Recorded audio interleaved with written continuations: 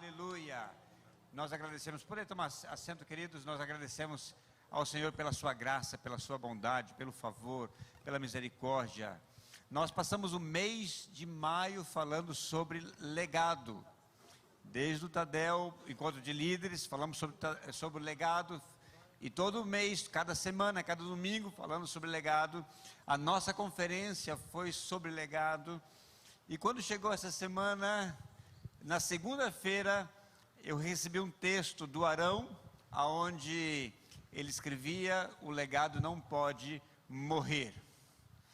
E aquilo foi forte, aquele texto, aquela reflexão que ele fez. E na reunião de pastores, na terça-feira, então, surgiu a ideia da Vasti dar o testemunho dela, testemunho de vida, do que ela passou nesses dias, nesse mês, nesses meses que ela viveu. Então veio tudo a calhar com esse tema: o legado não pode morrer. E o Salmo de 145, versículo 4, ele fala exatamente isso. Uma geração, você pode abrir a tua Bíblia, Salmo 145, versículo 4, uma geração contará a outra os atos benevolentes do Senhor. Algumas traduções falam: uma geração louvará a outra as suas obras e anunciará os seus atos poderosos. Outras traduções falam dos seus feitos poderosos. Então, nós o que vamos ver essa noite vai ser um testemunho. Nós modificamos o cenário aqui para que a Vasti pudesse estar bem mais confortável. Ela não pode ficar muito tempo em pé, mas nós queremos ouvir, nós queremos abrir o nosso coração nessa tarde e deixar que o Espírito Santo possa ministrar, possa usar as experiências da Vasti, aquilo que ela viveu, para nos edificar e nos abençoar. Então, eu quero que você então receba agora a Vasti, aplaudindo ao Senhor pela vida dela e pelo seu testemunho.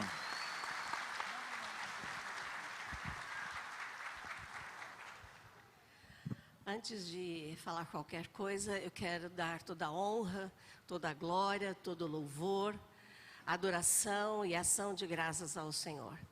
Ele é digno de tudo na nossa vida. E eu quero deixar que o Senhor realmente esteja acima de tudo e de todos nós, de tudo que vamos fazer aqui. E eu quero agradecer a todos que intercederam por mim, todos os grupos, todas as pessoas. No final, quero agradecer algumas pessoas em especial, mas quero agradecer a minha igreja, a Primeira Batista de Campo Grande. Muito amorosa, nós amamos muito vocês, eu amo muito essa igreja. E fico muito feliz de estar aqui. Estamos há 32 anos, graças a Deus. E estamos com o mesmo vigor que o começo. Não sei se vocês gostam de ouvir isso. Estamos com sonhos como se fosse o primeiro ano, né? Estamos muito felizes. Apesar de todas essas coisas que acontecem, né? Às vezes, já teve muita gente que veio falar assim para mim: mas por que você fica sempre tão doente? Eu falei: mas eu não sei, mas você é esposa de pastor. Aí algumas pessoas falavam assim: mas por que gente boa, né? A pessoa acha que eu sou boa, né? Ela não me conhece muito, né? E fica doente. Eu falei: olha, eu também não sei, mas eu tenho aprendido com todas as coisas que eu tenho passado, que eu não sou diferente do meu vizinho, da minha vizinha, que ainda não conhece a Jesus. Eu estou... assim, posso pegar qualquer coisa e ter qualquer coisa como qualquer outra pessoa que não tem Jesus. A diferença entre eu e as outras pessoas é como eu reajo a isso. Essa é a diferença. O que vai acontecer no final, né? Então eu quero compartilhar com vocês esses momentos que foram bem difíceis. Antes eu quero ler um texto. Deixa eu ver se eu não tirei daqui. Um texto em Isaías 55, de 6 a 9. Vamos ficar em pé? Até eu vou ficar em pé, porque a palavra de Deus, antigamente a gente ficava em pé para ler a palavra, a gente precisa voltar, né? Essa palavra aqui é muito preciosa. Essa semana eu fiquei sabendo que lá nos Estados Unidos, numa cidade, eles conseguiram tirar os livros que falavam de um tipo de ideologia, e porque esse livro tinha algumas insinuações sobre sexo e sobre violência. Então, a comunidade conseguiu tirar. Aí, uma pessoa, uma só, ficou muito indignada e essa pessoa falou assim: eu também não quero que usem a Bíblia, porque a Bíblia fala também sobre violência, sobre sexo, porque a Bíblia é um livro de histórias em muitos livros, em muitos assuntos, né? E por causa disso eles tiveram que tirar a Bíblia. Então, isso daqui, em papel inclusive, quero fazer uma previsão que eu não gostaria de fazer, mas é possível que a gente tenha dificuldade. Então, é um privilégio ficar em pé, pegar nossa Bíblia e ler. Busquem o Senhor enquanto se pode achar. Clamem por Ele enquanto está perto. Que o ímpio abandone seu caminho e o homem mau os seus pensamentos. Volte-se para Ele, para o Senhor, que terá misericórdia dele. Volte-se para o nosso Deus, pois Ele perdoará de bom grado. Pois os meus pensamentos não são os pensamentos de vocês, nem os seus caminhos são os meus caminhos, declara o Senhor. Assim, como os céus são mais altos do que a terra, também os meus caminhos são mais altos do que os seus caminhos, e os meus pensamentos mais altos do que os seus pensamentos. Vamos orar. Pai querido, nós te agradecemos imensamente pela tua palavra. Que maravilha! Cada palavra dessa vem assim como um paralelepípedo, mas que encaixa num lugar que estava faltando. E não é pesado, mas tem matéria, tem massa. E nós comemos realmente, nos alimentamos da tua palavra. Glorificado seja o Senhor, que tem mantido esta palavra Bíblia para nós ainda no século 21. Te adoramos, Senhor, porque ela anima o nosso coração. Ela explica quem é o Senhor, quem somos nós. E assim nós podemos caminhar. Glórias a ti, Senhor. Muito obrigado, que o Senhor seja louvado e engrandecido em tudo. Em nome de Jesus. Amém. Podem sentar. Bom, vocês conhecem alguém que em 3 meses foi para a UTI? Em 3 meses, durante 3 meses, foi 2 vezes internado em UTI? Pois é. Eu fui, eu sou essa pessoa. E eu sei que você deve estar me olhando hoje, né, falando assim, mas ela está com muita cara de quem ficou 2 vezes na UTI, né? E aí, como dizia minha filha Aline, que está lá em São Paulo, assistindo a gente, né? Ela fala assim: mãe, maquiagem é tudo. Então, mas foi muito complicado. Esse ano, eu ainda, parece que eu ainda estou em 2022. Porque tudo começou na segunda quinzena de janeiro. Na verdade, começou o ano passado, no começo do ano passado, quando eu estava com muita falta de ar, e eu ficava em pé e ficava querendo desmaiar. Se eu sentasse, ficava bem. Deitada, ficava bem. Em pé, eu não conseguia. Se eu sentasse no sofá e fosse muito depressa para a pia, e o sofá para a minha pia dá 2 metros, eu ficava muito ofegante, como se eu tivesse corrido uns 100 metros e tivesse parado de uma vez. E aí eu tinha que esperar, segurar na pia, esperar passar, para poder falar alguma coisa que eu queria. E se eu estivesse em pé e quisesse falar, não conseguia, tinha que sentar para conversar. Bom, isso vinha, eu estou com isso há uns 3 anos. Aí o ano passado eu passei pelo vascular, o doutor Ariomar, passei pela cardiologista, né, a doutora Cláudia Chacha, na pneumo, a doutora André. Eu fiz um tour, mas não aparecia nada. E aí eu falei assim, aí um dia minha filha, inclusive, falou: mãe, talvez o que você tenha seja desautonomia. Mas na hora eu não gravei. Quando eu fui ao reumato, que o meu reumato é o doutor Isaías, é um monte de gente cuidando de mim, né? E aí eu falei do que eu estava sentindo, mostrei as coisas, e ele falou assim: olha, eu acho que você está com desautonomia. Eu falei: olha, minha filha falou isso, antes de todos, né? Ela é muito boa na área de saúde. E aí eu fiz um teste, chama Tilt Test. E nesse teste, falou que eu realmente estava. Eu fiz um exame cardiológico antes de passar pela médica, porque a cardiologista que pediu esse teste. Eu estava fazendo o eletrocardiograma e falei para o rapaz, porque ele falou assim: olha, não deu nada. Eu falei: mas eu fico ruim quando eu fico sentado ou em pé. Aí ele falou: então fica em pé. Eu já estava com os eletrodos todos, né? Aí em pé, ele falou, realmente em pé dá uma taquicardia. É aí que a médica pediu, então, esse tilt teste. Eu falei, realmente eu estou em tilt, né? E aí eu fiz o teste, é interessante, a gente fica numa cama lá. Esse é um exame, assim, muito raro, né? Eu nunca tinha ouvido falar. Então, você fica numa cama e tem um médico, que ele é especialista nessa área, e ele vai vendo as suas reações e tal. Enfim, deu a desautonomia. Essa desautonomia é um problema no nervo vago. Olha só, acho que vocês lembraram disso, né, do ensino médio? Alguém estudou? A gente só estuda uma vez, vê aquilo nunca mais. E ele é o responsável por cuidar de todos os órgãos que trabalham autônomos, automaticamente. Então, coração, estômago, você está aqui, você nem está pensando nisso, né? Mas eles estão lá, o coração está batendo. E, no meu caso, esses órgãos que trabalham automaticamente estavam desregulados. Como é que você cuida de alguma coisa que é interna, que trabalha automaticamente? Né? Então, a médica, inclusive, nessa época, eu e o Gil, né, o Djalma e a esposa, Ronaldo, e a esposa e alguns outros casais, nós tínhamos marcado de ir para Portugal. Nós íamos fazer uma visita aos nossos missionários e íamos fazer cursos lá. E a médica falou, não, você não pode pegar avião desse jeito, nem pensar, sair do país, não pode. Então, eles foram, não, a primeira vez teve que desmarcar porque era Covid, Aí essa aí já era a segunda vez. E aí o Gil ficou, ele estava com muita vontade de ir, né? Mas a médica falou, não pode. E aí eu fiquei. Então, desde o ano passado, eu já estava tratando, vendo essas coisas. Mas eu fui assim, adaptando a minha vida e o que eu fazia a isso. E eu sou uma pessoa assim que eu sei que não vai ter reencarnação mesmo, então eu quero viver 3 vidas numa só, né?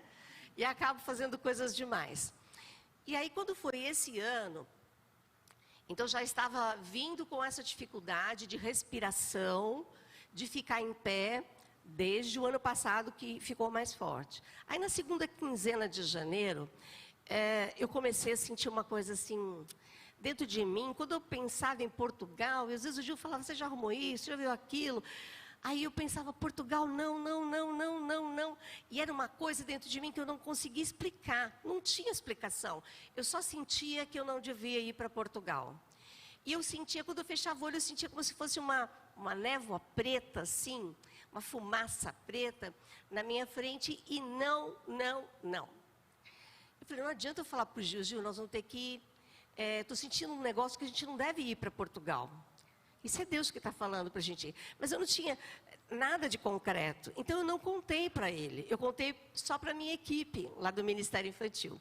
Falei, não vou contar para os meus filhos, porque eles são super, assim, de boa, né? Mas, pelo sim, pelos não, assim, eles vão ficar um pouco preocupados. Aí eu falei, vou falar com a minha equipe, que eles são meus amigos, né? Minha família estendida. E eu falo com alguém. Aí eles oraram por mim, né? E eu fiquei assim muito angustiada. Foram 15 dias muito angustiada e eu queria muito não ir. Mas não teve jeito. E eu tinha um exame exame ergométrico. É isso mesmo, né? Que a gente faz na esteira. É isso, né? E lá com a cardiologista. Isso era um dia antes de viajar. Nós íamos viajar dia 1º de fevereiro. Um dia antes, então, eu me arrumei e fui, estava indo. Aí, depois da rotatória da Mato Grosso, se a gente quiser ir lá para o bairro Cachoeira, né? A gente tem que fazer um desviozinho, né? Nesse desvio eu diminuí a velocidade, tinha um carro, uma moto e o meu carro. Aí, deu uma paradinha nos carros que vinham, esse carro foi embora e a moto também. Para mim, né? Aí, quando eu fui sair, eu vi que fez um barulho. Falei, ixi, bati em alguém. Mas eu olhei, não vi nada. Ela ficou parada. Então, eu imagino que, como ela era uma mulher, ela deve ter saído e falou, não vou arriscar. Que mulher é bem assim, né? Não arriscou, mas já vai. Não, vai dar tempo, eu consigo, né? Eu acho que ela foi e parou, mas ela ficou bem no ponto cego. E eu, assim, saí, mas como foi? A gente também não sai de uma vez, fui devagarzinho. Eu vi um barulho, achei que tinha dado uma arranhada em algum carro, assim. Aí puxei o meu breque de mão, saí.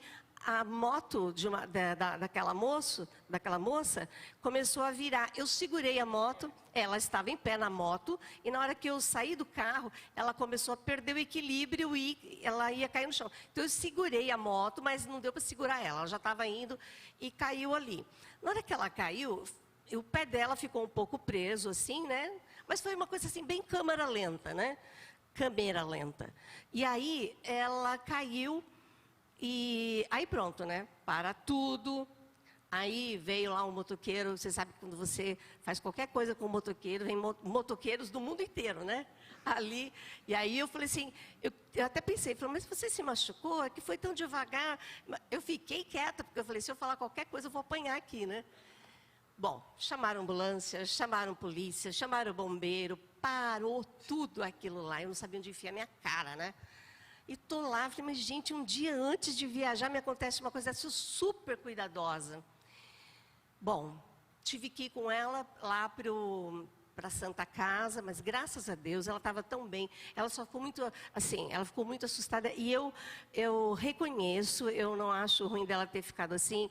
Ela tem todo o direito, né? Mas ela foi para a Santa Casa, graças a Deus ela nem ficou as 24 horas que normalmente ficam as pessoas ficam para observação, né?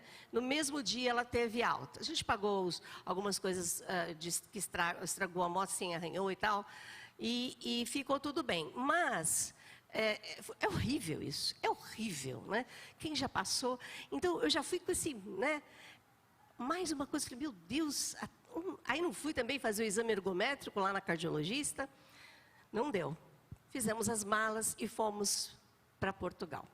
Pegamos o avião, vai até São Paulo. Em São Paulo é que você pega o avião que vai para Portugal mesmo. Bom, estava tudo bem. O que eu fiz? Ainda pus meia de compressão, porque são muitas horas de avião. E então, fomos para lá. Eu estava super bem, não tinha nada. Continuava essa falta de ar, né? Mas sentada, tudo ok. Quando foi de madrugada, eu falei, eu vou no banheiro. Na hora que eu fui sair, meu pé estava assim, e eu senti que o meu joelho saiu do lugar e fez um barulho.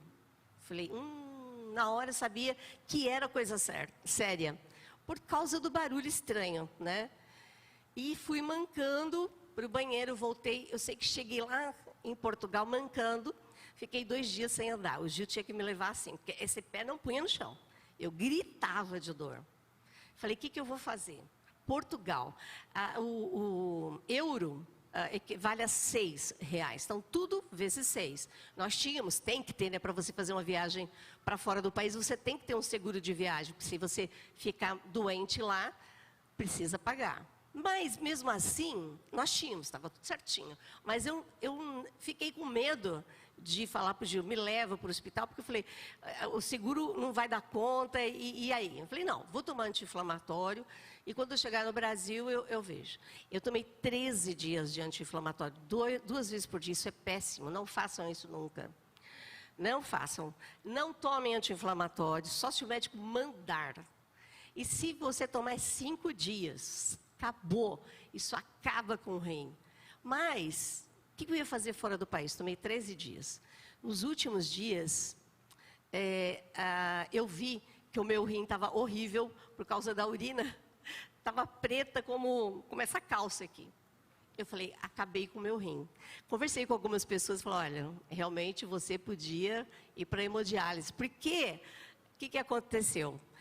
Isso continuou, né? Então, eu fui para Portugal, aqueles dias todos tomando, eu conseguia andar com dificuldade, todo mundo que levava a gente para algum lugar, me colocava na porta do lugar, mas, mesmo assim, eu não fiquei em repouso, né?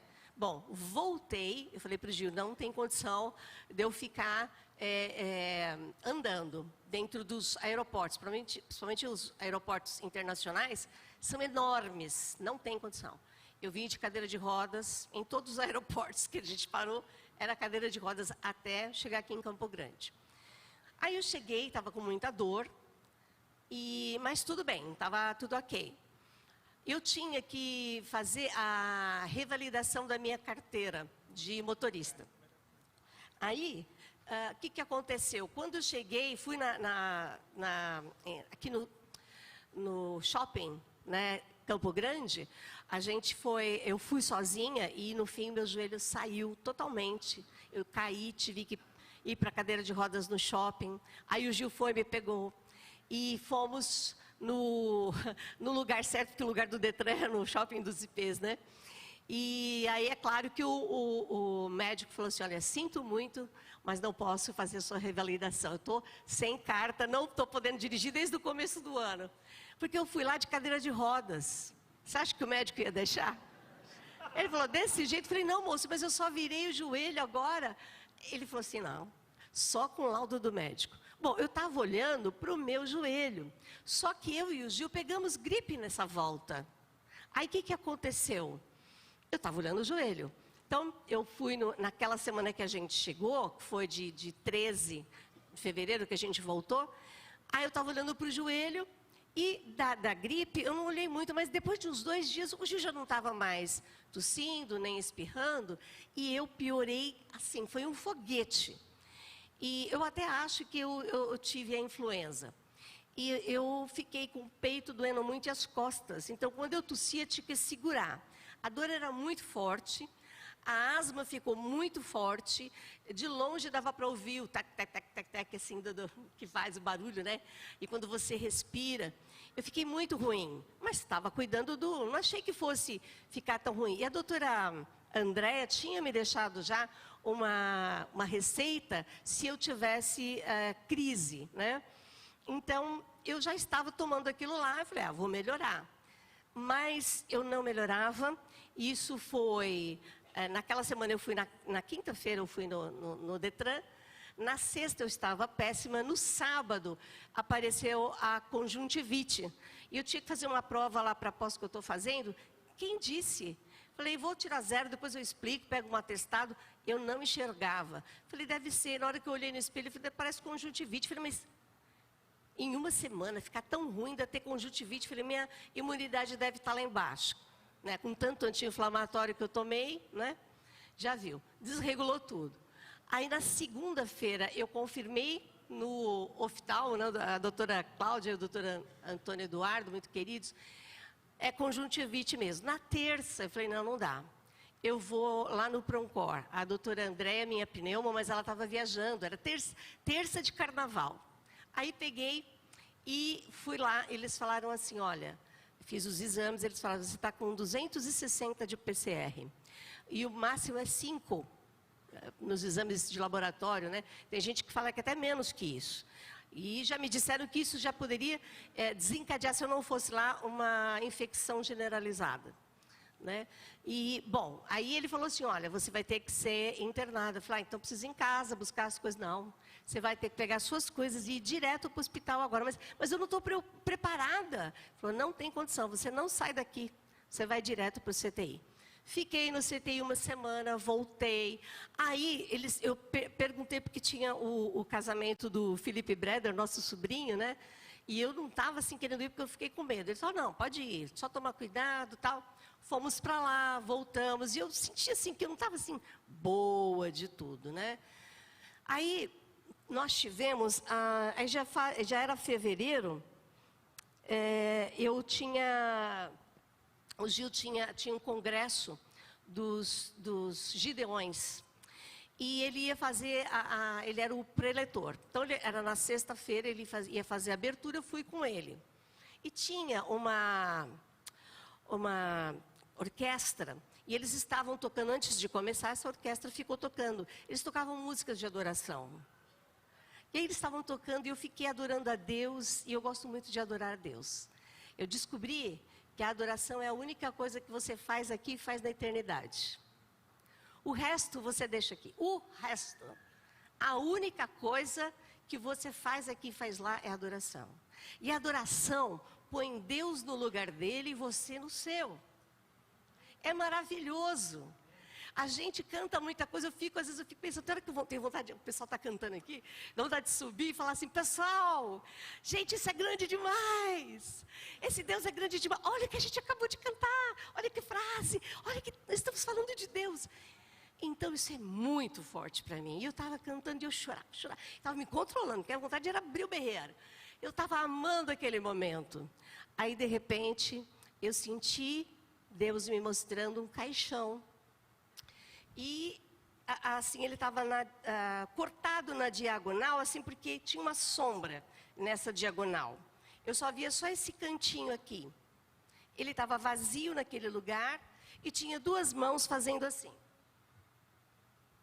E aí, Deus falou assim, a sua adoração está afofando o seu caixão. Eu falei, meu Deus. Falei, Deus, será que Deus está falando isso? Aí contei para o Gil. E não contei para mais ninguém, orei, falei, tudo bem. Se for de Deus, o caixão é ótimo, né? Ainda mais fofinho assim. E aí, passou. Isso foi sexta-feira. No sábado, teve um jantar lá, eu fui. Estava ótima. Domingo eu vim, trabalhei no Mini, a gente estava vendo, teve uma época que teve problema em umas escolas, então nós estávamos mexendo com segurança. Eu vim, fui nas salas, subi, desci, peguei pai. Estava ótimo, cansada com essa falta de ar, com essas coisas todas, mas eu já tinha aprendido a lidar com isso. E aí, terminou, nós fomos almoçar, e lá no restaurante eu não consegui comer nada. Fiz um pouquinho, mas nem isso eu consegui comer. Eu falei, isso não é normal. Porque eu fico doente, mas não perco a fome. Aí, não comi, cheguei em casa, comecei a sentir muito frio, muito mal. Eu ainda tentei, eu tinha que fazer uma prova naquele dia, 2 provas. Acabei fazendo, uma tirei nota não muito boa, mas a outra tirei 10. E mal que eu estava, com febre, tirei 38,5, falei, meu Deus, febre e infecção. Aí tem que cuidar. Comecei a tomar remédio para baixar a febre, era domingo, falei, na segunda-feira eu vou ver isso.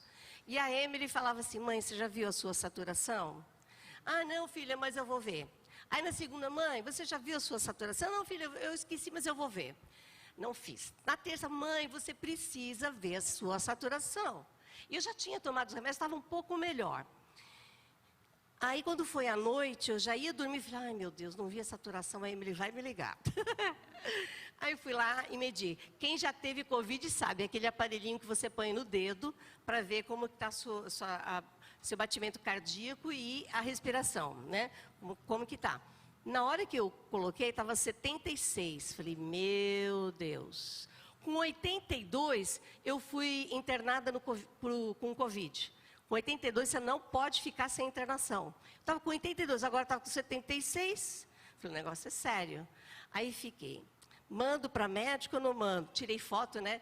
Aí falei, não vou mandar, porque de noite, se ela vê, médico às vezes fica com o celular assim, né? Aí eu peguei e falei assim, não, eu não vou. Amanhã cedo eu mando. No outro dia mandei. E eu mandei até, fui para a doutora Aide, porque ela tinha me perguntado como eu estava. Aí eu mandei para ela, assim, né?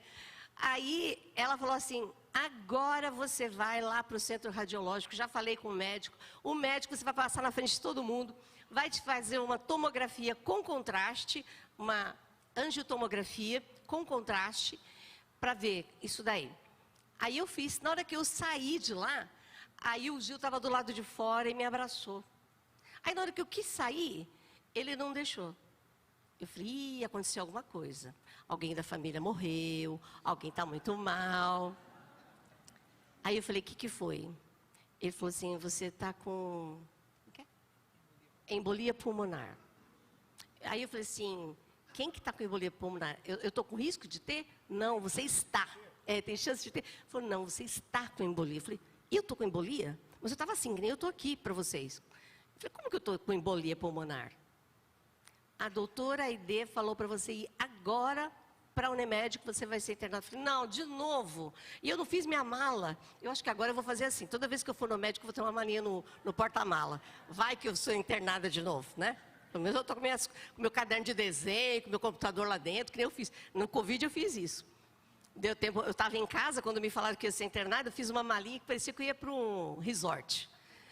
Aí, eu sei que fui para lá. Aí, tive que fazer um procedimento, que ele é como se fosse um cateterismo, né? Eu não sei explicar muito bem, não é minha área, né?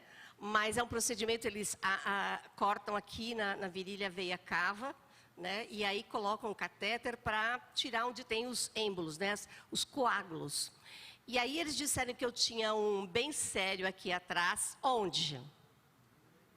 No joelho. Lembra que eu tive aquele problema no joelho? Pois é. Ali se formou um coágulo muito perigoso, porque ele pode vir, subir, porque é aquela veia que vai para o coração. E também o meu pulmão estava cheio disso, e principalmente aqui em cima, eles disseram que era uma embolia, que eles chamam a cavaleira, porque é como se ela tivesse montada nessas duas áreas aqui, nos dois pulmões, e que era do tamanho de uma banana. Gente, eu falei, meu Deus, como é que a gente pode realmente morrer de uma hora para outra, ou ter coisas dentro de nós que a gente não sabe? E eles falaram, olha, você vai ter que fazer esse procedimento urgente, que você tem risco de morrer a qualquer hora. Você podia estar conversando e morrer, ter uma morte súbita por causa disso. Deixa eu só intervir aí. Fala. Quando você foi internada, então, os médicos me chamaram e eles disseram, olha, o quadro é gravíssimo, muito sério. E ela podia ter tido morte súbita já há muito tempo. Ela está nesse quadro. Então, para o senhor saber, não se iluda, a gente tem que ser claro, é uma coisa bastante séria. Ela só não vai para o procedimento agora, porque há 3 pessoas que farão o mesmo procedimento, mas o estado é grave, gravíssimo. Uma pessoa, depois que passou tudo isso, que trabalha diretamente na hemodinâmica, que cuidou disso, disse que em 12 anos, as pessoas que chegaram na experiência dela lá, que em 12 anos, o único caso que não foi a óbito foi o da Vasti. E você pode aplaudir a Deus por causa disso. Deus.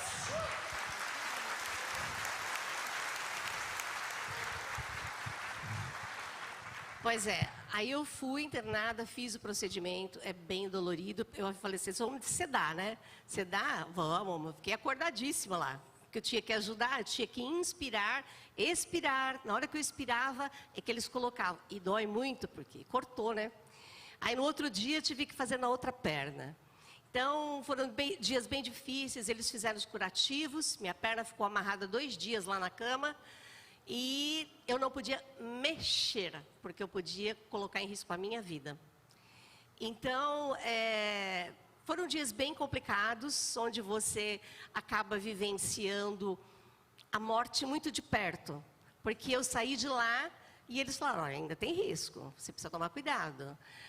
Aí eu fiquei, o tempo todo que eu fiquei na UTI, você não pode nem pensar em ir no banheiro, Vasti. Mas tinha uma multidão orando. Tinha. E eu vi assim, eu sabia que as pessoas estavam orando, né? Eu queria até me comunicar com as pessoas, mas não podia entrar celular lá na UTI, eles eram bem rigorosos. E eu vi assim que todos os médicos sabiam do meu caso, que eles passavam lá, você quer Vasti? Fiquei sabendo, seu caso é sério. Eu falei, meu Deus, né? Mas o que aconteceu? Deus foi maravilhoso comigo. Deus me abençoou, fiquei na UTI, depois fui para o quarto, Deus foi me abençoando. Quando cheguei em casa eu estava com muita fraqueza, não conseguia ficar em pé, então eu tive um tempo muito difícil. Eu ainda, assim, sentada, ainda consegui falar bem, né? Mas eu não consigo ainda ficar muito tempo em pé ou conversar, como eu falei para vocês. Mas eu estou melhorando cada dia. Eles me deram 3 meses de afastamento. Falei, o negócio é sério. Mas o que eu quero dizer para vocês, irmãos, é que tudo isso não ficou só nessa coisa. Quando eu tive a desautonomia, e eu não sabia ainda o que era, eu falei assim, eu acho que eu vou morrer. Falei com Deus, falei, Deus, o senhor está me avisando que o senhor vai me levar? Eu ainda acho, sabe, gente, que eu ainda estou ainda não consegui me curar desse momento, será que eu vou morrer, né? Muitas vezes eu paro e fico assim, eu preciso fazer tal coisa em casa. Eu falei, mas será que vale a pena mexer com isso? Acho que eu vou morrer. Ou eu falo assim, eu tenho que arrumar algum negócio, porque e se eu morrer, né? porque foi muito forte, mexeu mesmo com essa estabilidade que a gente tem, que todo mundo tem, que fala, não, a gente sabe que vai morrer, a gente fala isso, mas a gente não consegue viver com isso, não é? Então eu falei assim, o que eu faço? Se eu morrer, o que eu vou deixar? Eu quero deixar para as minhas netas alguma coisa de mim, uma coisa que seja muito... uma coisa que é muito preciosa para mim, que são as minhas experiências com Deus. Então, legado, como nós temos aprendido, é alguma coisa que você deixa em alguém. E ontem, antes de ontem, principalmente que eu fiquei com a minha neta mais velha, cadê a Babi? Ela está aí? Vem cá, a Babi, a Rebeca também, vem cá. Então, elas não sabem, mas eu vou passar para ela uma coisa muito importante que eu comecei a preparar o ano passado. Pode sentar.